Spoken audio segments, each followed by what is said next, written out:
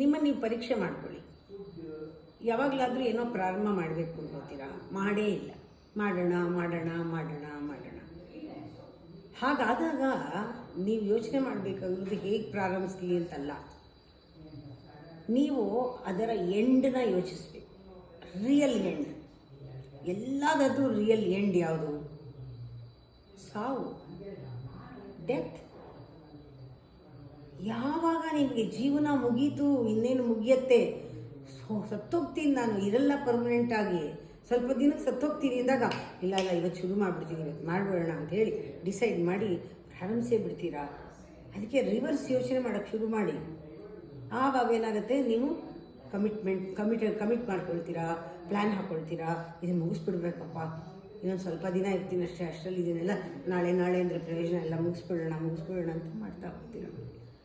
ಹಾಗೇನೇ ಎಷ್ಟೋ ನಿಮಗೆ ಬಂದಿರುತ್ತೆ. ಗಿಟಾರು ಅರ್ಧ ನುಡಿಸಿ ಬಿಟ್ಬಿಟ್ಟಿರ್ತೀರಾ, ಅಥವಾ ಇನ್ನೊಂದು ಡ್ಯಾನ್ಸ್ ಕಲ್ತಿಲ್ಲ ಬಿಟ್ಬಿಟ್ಟು ಏನೋ ಒಂದು ಆಗಿರುತ್ತೆ ಜೀವನದಲ್ಲಿ. ಆವಾಗ ನಮ್ಗೆ ಗೊತ್ತಾಗಬೇಕು, ನಶ್ವರ ಈ ಜೀವನ ಮುಂದೆ ಹೋಗುತ್ತೆ. ಅಯ್ಯೋ ನಾನು ಹಿಂಗೆ ಇಟ್ಕೊಂಡು ಕೂತಿದ್ದಿಲ್ಲ, ಒಂದಿನೂ ಪ್ರಾಕ್ಟೀಸ್ ಮಾಡಿ ಶುರು ಮಾಡಿ, ಕಮಿಟ್ ಮಾಡಿ, ಏನೇನಾಗುತ್ತೋ ಎಲ್ಲ ಮಾಡೋಕ್ಕೆ ಶುರು ಮಾಡ್ತೀರಾ. ಯಾಕೆಂದರೆ ನಾವು ಇದು ಪರ್ಮನೆಂಟ್ ಆಗಿರಲ್ಲ ಅಲ್ವಾ, ಇರೋಷ್ಟು ದಿನ ಚೆನ್ನಾಗಿರ್ಬೇಕಲ್ವಾ, ಎಲ್ಲ ಮಾಡಬೇಕಲ್ವಾ, ಇಷ್ಟ ನಿಮಗೆಲ್ಲ ಮಾಡೋಕ್ಕೆ. ಎಲ್ಲ ಅರ್ಧಂಬರ್ಧ ಕಲ್ತಿದ್ದೀರಾ, ಅದ್ರ ಕಡೆ ಎಲ್ಲ ಗಮನ ಬರುತ್ತೆ, ಪೇಂಟ್ ಮಾಡ್ತೀರಾ. ಯಾರು ನೋಡಬೇಕು ಅಂತಲ್ಲ, ನಮ್ಮ ಜೀವಕ್ಕೆ ಸಮಾಧಾನ ಆಗುತ್ತೆ.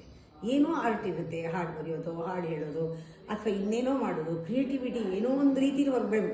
ನೀವು ಏನು ಮಾಡ್ತೀರಾ, ಎಷ್ಟು ಪೇಂಟ್ ಮಾಡಿದ್ರಿ ಯಾರಿಗೂ ಬೇಕಿಲ್ಲ, ಎಲ್ಲೂ ಎಕ್ಸಿಬಿಷನಲ್ಲಿ ಇಡಲ್ಲ. ಆದರೆ ಆ ಕ್ರಿಯೇಟಿವಿಟಿ ಅನ್ನೋದು ಬ್ರಹ್ಮಶಕ್ತಿ ಅಲ್ವಾ. ಕ್ರಿಯೇಟಿವಿಟಿ ಯಾವಾಗ ಜಾಸ್ತಿ ಆಗುತ್ತೆ, ನಿಮ್ಮಲ್ಲಿ ಮೇಂಟೆನೆನ್ಸ್ ಜಾಸ್ತಿ ಆಗುತ್ತೆ, ಈ ಕಚಡ ಎಲಿಮಿನೇಷನ್ ಆಗುತ್ತೆ, ಎಲ್ಲ ಏನೇನು ಬೇಡವೋ ಎಲ್ಲ ಕಿತ್ತಾಕ್ತೀವಿ, ಸಂಸ್ಕಾರ ಆಗುತ್ತೆ ರೀ.